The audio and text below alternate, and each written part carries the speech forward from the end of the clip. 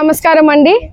ఈరోజు గడప గడపకు తెలుగుదేశం అని రాష్ట్ర ప్రభుత్వం ముఖ్యమంత్రి నారా చంద్రబాబు నాయుడు గారి ఆదేశాల ప్రకారంగా కూడా సింగనమల నియోజకవర్గంలో మన గడపకు మన శ్రావణి అనే కార్యక్రమంలో ఈరోజు సింగనమల మండలం నిదినవాడ గ్రామానికి రావడం జరిగింది.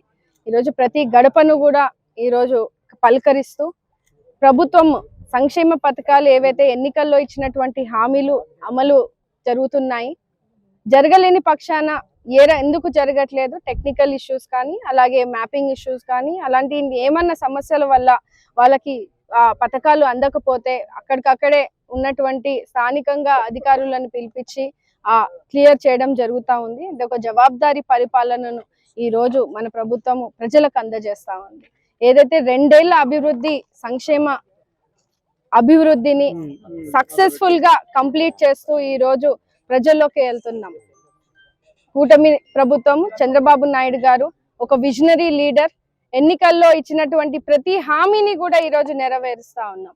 ఎన్నికల్లో ఇయని హామీలను కూడా ఈ రోజు ప్రజల అవసరాల రీత్యా తెలుసుకొని మరి ఈ రోజు అదనంగా సంక్షేమాన్ని అందిస్తున్నటువంటి కార్యక్రమాలు కూడా మనం ఎంతో చూస్తా ఉన్నాం. ప్రజలు చాలా చాలా సంతోషం వ్యక్తం చేస్తా ఉన్నారు. ఇంకా నియోజకవర్గంలో చేయాల్సిన పనులు ఎన్నో ఉన్నాయి.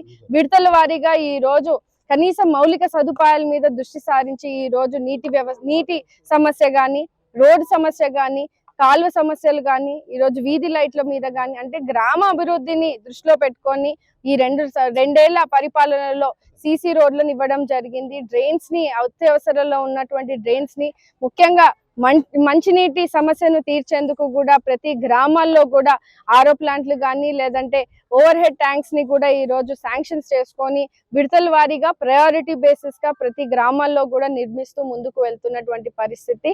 ఖచ్చితంగా ఈ రోజు రాబోయే సంవత్సరాల్లో కూడా ఇంకా ఇచ్చినటువంటి హామీలు కానీ, గ్రామ అభివృద్ధికి కానీ, వ్యవస్థను మెరుగుపరిచేందుకు కూడా ఈరోజు విద్యా రంగంలో కానీ, వైద్య రంగంలో కానీ, ఈరోజు ఇరిగేషన్ డిపార్ట్మెంట్ లో కానీ, అంటే రైతులకు కూడా ఎంతో పెద్ద ఎత్తున ఊరటనిస్తూ కెనాల్ నీళ్లను కూడా 120 రోజుల నుంచి 140 రోజుల వరకు కూడా ఇచ్చిన హామీ కంటే ఎక్కువ రోజుల్ని ఈ రోజు మనము నీళ్లను అందించినటువంటి సందర్భాన్ని చూస్తా ఉన్నాము. మీరందరూ కూడా చూసుకుంటే పోయిన వేసవి కాలంలో పుట్లూరు, ఎల్లనూరు లాంటి కరువు మండలాల్లో కూడా ట్రాన్స్పోర్టేషన్ లేకుండా ఈ రోజు నీటి సమస్యను తీర్చి ఈ రోజు ప్రతి ఇంటికి కూడా నీళ్ళని ఇస్తా ఉన్నాం. అదే విధంగా నిదనవాడ గ్రామంలో కూడా కూటమి ప్రభుత్వం ఏర్పడిన తర్వాత అత్యవసరంగా 5 లక్షల రోడ్డు ఉంటే సీసీ రోడ్లను శాంక్షన్ చేయడం జరిగింది. అలాగే పశువులను సంరక్షణ కోసం కూడా ఈ రోజు పశువుల 4 గోమాత షెడ్లను కూడా మనము శాంక్షన్ చేసి ఈ రోజు ఆ గోకులాలను కూడా నిర్మించడం జరిగింది. అదే విధంగా నీటి తొట్లు అవసరం ఉంది. ఇక్కడ రైతులు పశువుల కోసం ఇబ్బందిగా ఉందంటే నీటి తొట్లను కూడా 33,000 రూపాయలతో నీటి తొట్లను కూడా మనం నిర్మించడం జరుగుతూ ఉంది. అలాగే తల్లికి వందనం కూడా ప్రతి ఇంటికి మేము టచ్ చేస్తా ఉన్నాము. 3 పిల్లలకి, 4 పిల్లలకి, ప్రతి ఒక్కరికి కూడా తల్లికి వందనం చేరిందని తెలియజేస్తా ఉన్నారు. అందులో ఒక 8 మందికి కూడా ఈ ఊరిలో తల్లికి వందనము పడలేని పక్షాన కూడా ఈ రోజు నేను ఒక మహిళతో మాట్లాడడం జరిగింది.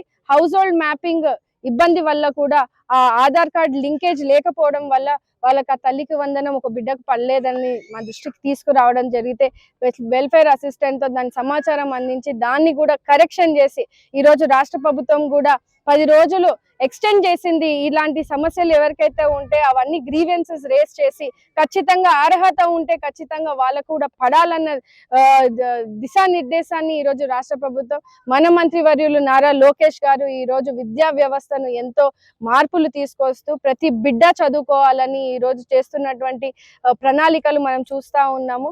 కూటమి ప్రభుత్వం ఎప్పుడూ కూడా ప్రజల పక్షాన, ప్రజల సంక్షేమం పక్షాన ఉండి ఈ రోజు ముందుకు వెళ్తా ఉన్నాం. స్థానికంగా ఉన్నటువంటి నాయకత్వం కూడా ఈ రోజు ఒక జవాబుదారీ పరిపాలనను అందిస్తూ రాబోయే ఎన్నికల్లో కూడా 100% కూడా తెలుగుదేశం పార్టీ కూటమి ప్రభుత్వం గెలవాలన్న ధ్యేయంతోనే ఈ రోజు ప్రజల పక్షాన నిల్చొని జవాబుదారీగా ముందుకు వెళ్తా ఉన్నామని తెలియజేస్తా ఉన్నాం.